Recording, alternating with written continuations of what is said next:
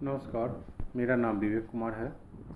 मैं MLT college Saharsa के इतिहास विभाग में असिस्टेंट प्रोफेसर के रूप में कार्यरत हूँ।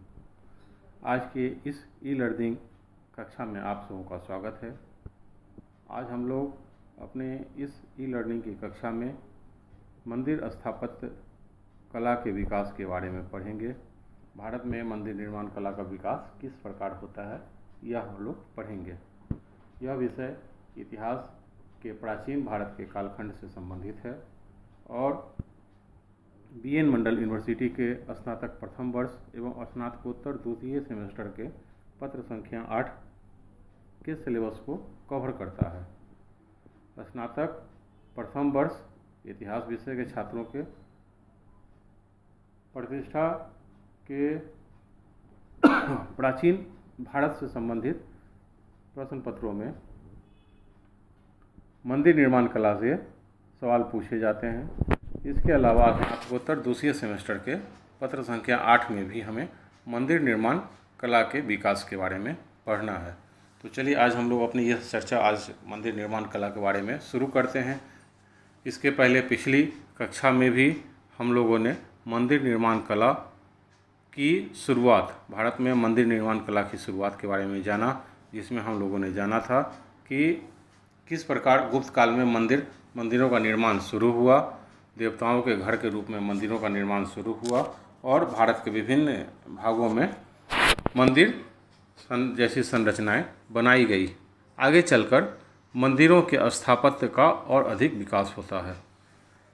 तो गुप्त काल में मंदिर निर्माण कला का जन्म हुआ था, लेकिन उनका पूर्ण विकास नहीं हो पाया। गुप्तोत्तर काल मतलब गुप्त काल के बाद के हिस्से में फिर देखें तो मंदिर स्थापत्य का काफ़ी विकास होता है। जैसे गुप्त काल में हम पाते हैं कि चबूतरा, गर्भगृह, स्तंभ अलंकरण आदि जैसी संरचनाएं हम लोग पाते हैं। लेकिन बाद में मंदिर को मानव शरीर से जोड़ दिया गया और मंदिर की तुलना मानव शरीर से की गई और इसी आधार पर इसे 8 भाग में बांटा गया। जैसे पहला हिस्सा जो है वो जगती पीठ मतलब कि आधार या चौकी, इसे बसंत पट्टिका भी कहा जाता था। दूसरा भाग वेदीबंध मतलब आधार के ऊपर का गोल या चकोर अंग, आधार से ऊपर मतलब चबूतरे के ऊपर जो गोल या चकोर भाग बनाया जाता है उसको वेदीबंध कहा जाता था। अंतरपत्र वेदीबंध के ऊपर की पत्रावली पट्टिका। जंघा मंदिर का मध्यवर्ती धारण स्थल मतलब मध्य मंदिर के मिडिल भाग में जहाँ मंदिर का भार, पूरे छत का भार जिस पर टिका होता है उसको हम लोग धारण स्थल कहते हैं। वरंडिका मंदिर का ऊपरी बरामदा मतलब छत के ऊपर का बरामदा, ऊपर चबूतरे के ऊपर का जो बरामदा हुआ। शुकनासिका मंदिर के ऊपर का निकला बहिर्भाग। कंठ या गिरवा शिखर के नीचे का भाग, सबसे ऊपर जो शिखर होता है उसके नीचे के भाग को कंठ या गिरवा कहते हैं। और शिखर मंदिर का शीर्ष भाग, सबसे ऊपर टॉप का भाग मंदिर का शिखर। तो इस प्रकार 8 भाग, मंदिर को 8 भागों में बांटा गया था। भारतीय कला में मंदिर जो है वो वास्तु पुरुष का, मूर्ति जो है वो देवता के विग्रह का, पद्म प्राण का, चक्र काल या गति का तथा स्वास्तिक सूर्य सहित चारों दिशाओं का प्रतीक माना गया है। कला में मंदिर को वास्तु पुरुष का, मूर्ति को देवता के विग्रह का, पद्म प्राण या जीवन का, चक्र काल अर्थात गति का और स्वास्तिक सूर्य सहित चारों दिशाओं का प्रतीक माना गया है। इसी प्रकार गुप्तोत्तर काल में 3 प्रकार की शैलियाँ विकसित हो गई। जैसे नागर शैली में चतुष्कोणीय और द्रविड़ शैली में अष्टभुजी मतलब अष्टभुजाकार, और एक बीच में बेसर शैली वो अर्धचंद्राकार गोलाई लिए हुए रहती थी। तो इस प्रकार की शैलियाँ विकसित हुई। हम लोग बारी बारी से तीनों शैलियों के बारे में पढ़ेंगे, मतलब कि मंदिर स्थापत्य की नागर शैली, दूसरा वेसर शैली और तीसरा द्रविड़ शैली। ये तीनों शैलियों के बारे में संक्षेप में चर्चा करेंगे। तीनों शैलियाँ हैं क्या, इसकी क्या विशेषताएं थी और यह शैली कहाँ से कहाँ तक प्रचलित थी। तो उत्तर भारत से शुरू करते हैं। उत्तर भारत के हिमालय से लेकर विंध्य पर्वत तक जो शैली फैली हुई थी वो नागर शैली कहलाती है।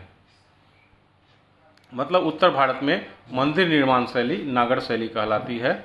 यह आर्य शैली भी इसे कहा जाता है, या पर्वतीय शैली, मतलब हिमालय क्षेत्र में पाई जाती थी पर्वतीय शैली। गुजरात वगैरह के इलाके में लाट शैली भी कहा जाता है। इसी प्रकार उड़ीसा में कलिंग शैली भी कहा जाता है। राजस्थान, मालवा, गुजरात वगैरह में भूमिज शैली भी कहा जाता है।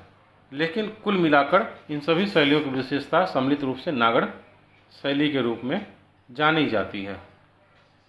नागर शैली के मंदिर जो थे वो वर्गाकार चबूतरे पर बना होता था। मतलब नीचे का बेस जो होता था चबूतरा, जिसको चौकी कहते हैं, पट्टिका या जगती पीठ कहा जाता है, वो वर्गाकार होता था। इसमें ऊपर वर्तुलाकार आमलक होता था। मतलब शीर्ष के ऊपर जो था, सबसे ऊपर का नुकीला भाग के पहले कलशनुमा संरचना जो होता है वो खरबूजे टाइप का वर्तुलाकार आमलक जैसा होता था। वक्र रेखीय शिखर होता था और स्वास्तिक आकार की योजना, ये नागर शैली की विशेषता कहलाती थी।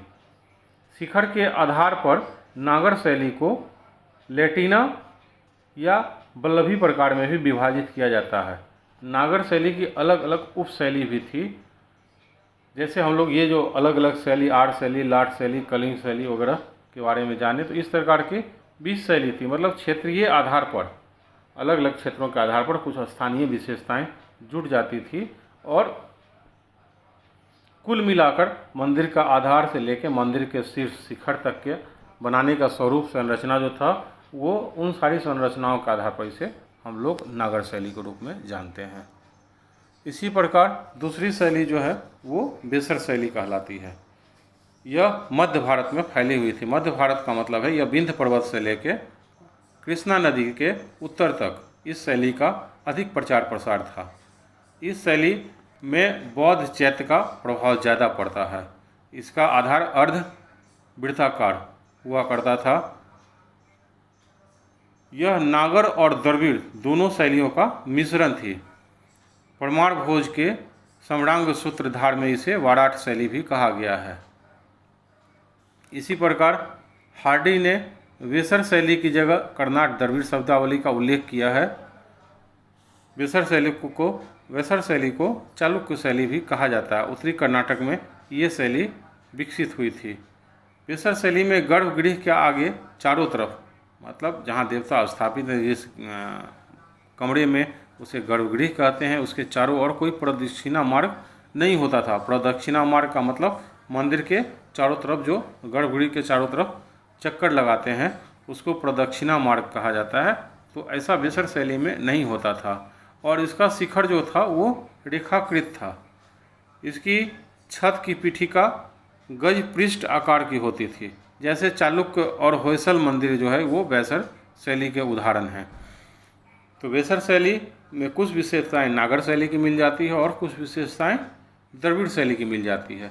मध्य भारत में यह शैली ज़्यादा प्रचलित थी। और तीसरी शैली, मंदिर निर्माण कला की तीसरी शैली जो विकसित हुई, इसको हम लोग द्रविड़ शैली के नाम से जानते हैं। कृष्णा नदी से नीचे और कन्याकुमारी तक इस शैली का प्रचार प्रसार था। इस शैली, द्रविड़ शैली की शुरुआत पल्लव कला से हुई थी, लेकिन इसका चरमोत्कर्ष चोल कला में दिखता है। पल्लव कला में द्रविड़ शैली की प्रारंभिक विशेषताएं शुरू हुई, लेकिन यह अपना संपूर्ण रूप या अपना चरमोत्कर्ष जो है वो चोल कला में आकर दिखाई पड़ता है। दक्षिण भारत के शिल्प ग्रंथों में वैखान, सागम एवं ईशान शिव गुरुदेव पद्धति प्रमुख है। एलोरा का कैलाशनाथ मंदिर इसका एक उदाहरण है। इसी प्रकार ग्वालियर में भी तेली मंदिर या उड़ीसा का बैताल देउल मंदिर द्रविड़ शैली का उदाहरण है। द्रविड़ शैली की विशेषताएं हैं जैसे कुंभ पंजर, उग्रपीठ, पिरामिड आकार का शीर्ष और गोपुरम द्रविड़ शैली की विशेषता होती है। पिरामिड आकार का शीर्ष मतलब जैसे नागर शैली में एकदम तिकोना कोन के आकार का शीर्ष होता है, तो द्रविड़ शैली में देखते हैं कि वहाँ कोनाकार शीर्ष नहीं होता है बल्कि पिरामिड आकार का शीर्ष होता है। जैसे चोलकालीन मंदिरों में देखेंगे तो जैसे पिरामिड की संरचनाएं ऊपर नुकीली होती जाती है, लेकिन एकदम से नुकीली नहीं होती है, बल्कि आधार ज़्यादा फैला हुआ होता है और वो ऊपर का क्रम जो है वो धीरे धीरे पिरामिड की तरफ उठता जाता है।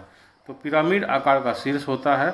गोपुरम कहते हैं मंदिर के अंदर, मंदिर के प्रवेश द्वार को।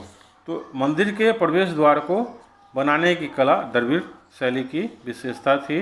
इस स्तंभ को, प्रवेश द्वार को अलंकृत किया जाता था, सजाया संवारा जाता था। तो इसकी सबसे प्रमुख विशेषता पिरामिड आकार का शीर्ष और गोपुरम होता था। शीर्ष पर, सबसे ऊपर शिखर पर स्तूपिका बनी होती थी। स्तूपिका का मतलब एक उल्टा अंड नुमा संरचना, जैसे बौद्ध स्तूप पाते हैं उस तरह अंडिका बनी होती थी।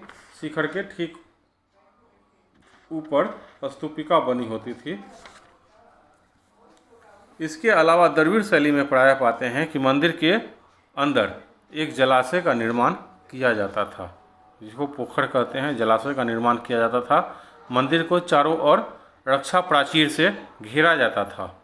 चारों तरफ बाउंड्री वॉल जिसको कहा जाए, कि मंदिर के चारों तरफ रक्षा दीवार बनाए जाते थे और मंदिरों को अलंकृत करने पर विशेष ध्यान दिया जाता था।